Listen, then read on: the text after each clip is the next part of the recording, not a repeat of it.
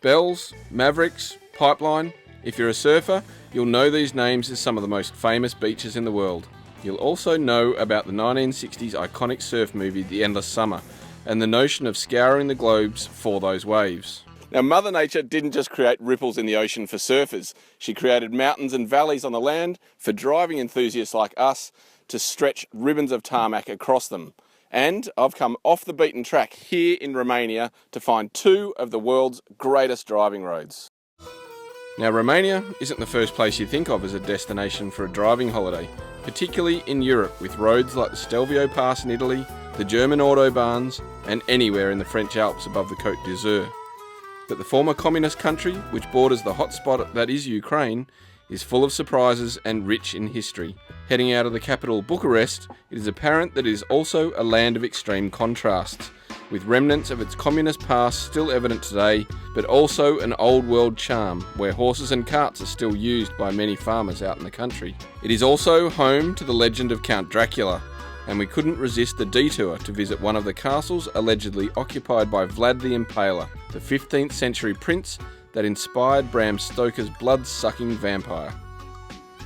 Well, this is clearly not one of the world's greatest roads that we're searching for, but like any good adventure, we turned off the beaten track and we got a little bit lost. However, I'd have to say the scenery is absolutely spectacular. This Romanian countryside reminds me a lot of Switzerland. It's very European, very alpine, and thoroughly stunning and thoroughly surprising. But I'd have to say we're still a long way away from that world's greatest road. Now, this isn't quite the world's greatest road yet, but we are getting a little closer. We're certainly off the dirt and back on the tarmac, and it's a little patchy and bumpy, as you'd expect from old communist country. But it is hilarious at the same time. Watching this Dacia go down the hill, rolling itself from side to side, almost on its door handles, and now we're cruising along and there are people out there walking their cows. But we're here to find the greatest driving roads, the first of which is called the Transalpina Pass, the highest road in Romania that traverses over the Transylvanian Alps and was built in the early 20th century as a military route. Well, this is more like it. It's starting to get twisty and turny, and we've just come through this great section of road that was like the Black Spur meets Mount Arrowsmith in Tasmania for about 40 k's. But it just turned a little bit shoddy. We literally stopped and didn't know which way to go, and we don't know if we're on the right road again. And I'd have to say it feels like this is a traditional communist road that I was expecting.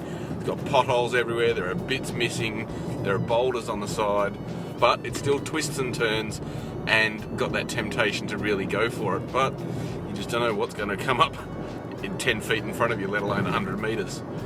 The scenery is just spectacular. You could literally be anywhere in Europe, those picture postcard places like Switzerland, Austria, southern Germany. This place is spectacular. And as soon as you climb up into the mountains, it's really in stark contrast to the rest of Romania, which is rolling brown hills scattered with, factories and petroleum refineries and things like that. It's a beautiful spot, but it's just this backbone of mountains that crisscrosses the middle of the country.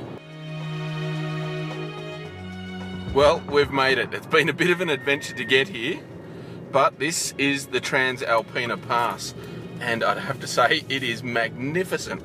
Freshly laid, black tarmac, no lines. It's like you got your own racetrack. And I'd have to say the scenery is absolutely spectacular. Uninterrupted, with no trees at the top of this mountain. We are at 2,200 metres above sea level, so you'd expect that. And it is amazing. But this place is far from perfect. It's still about as pockmarked as a 15-year-old's face.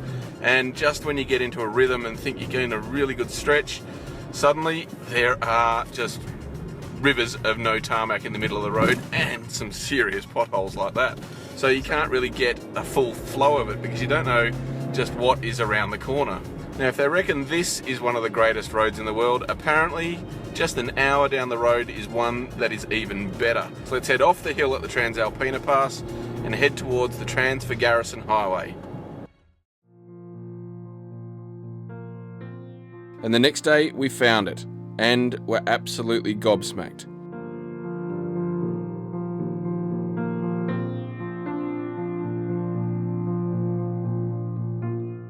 Oh my God, check out this place. Forget the Stelvio Pass or the Col de Turini, this is the Trans-Făgăraș Highway in Romania. Undoubtedly a driver's paradise. It's like they've stretched the Nürburgring, Monaco and Bathurst over the side of a mountain. It's like the Waimea Bay, the Pipeline, the Bells Beach, the Mavericks of big wave surfing, all on a ribbon of tarmac. So, let's ride this one out. Like the Transalpina, it was created to shift the Romanian army quickly over the Alps, but this time under former dictator Nicolae Ceausescu. While he used the military as a catalyst, there are many who believe it was simply a chest-beating propaganda exercise by Ceausescu, who wanted to make his own mark on the landscape and usurp the Transalpina as a better road. And he didn't disappoint. Well, this place is absolutely epic. It just never stops. There is literally hairpin after hairpin, but unlike some of those traditional European passes, it's not just zigzagging up the side of the hill. It's got variety to it. There's fast bits, there's slow bits, there's heavy braking bits, and it never feels the same. There's also some pretty hairy bits as well. Really steep drop-offs off the side of the cliff and lots of rocks on the side of the road, so you've got to be really careful. The beauty about it is it's almost dead quiet. There's none of the traffic that you get on those busy alpine passes in mainland Europe.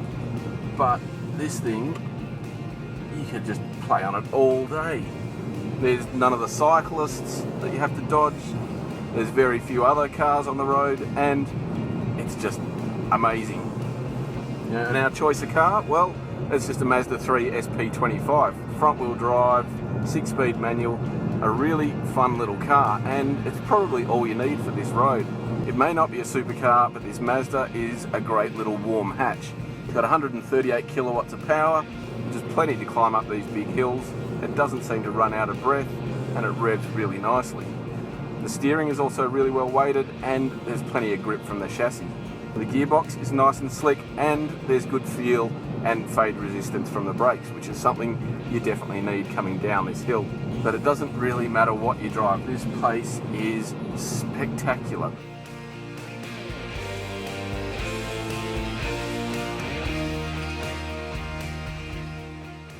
So, Romania, who would have thought this place would be one of the world's greatest destinations for a driving holiday? And it is literally a land of extreme contrasts in all senses, from the architecture to the landscape itself, and why we're here for the roads. There were some decrepit pieces of tarmac, and then the Trans-Făgăraș Highway is absolutely spectacular. And as the Endless Summer proved all those years ago, it's just as rewarding to get off the beaten track and away from the popular cliches. The adventure here in Romania has resulted in ultimately two of the best driving roads anywhere in the world. If this place isn't on your bucket list, put it on there now, because you definitely won't be disappointed.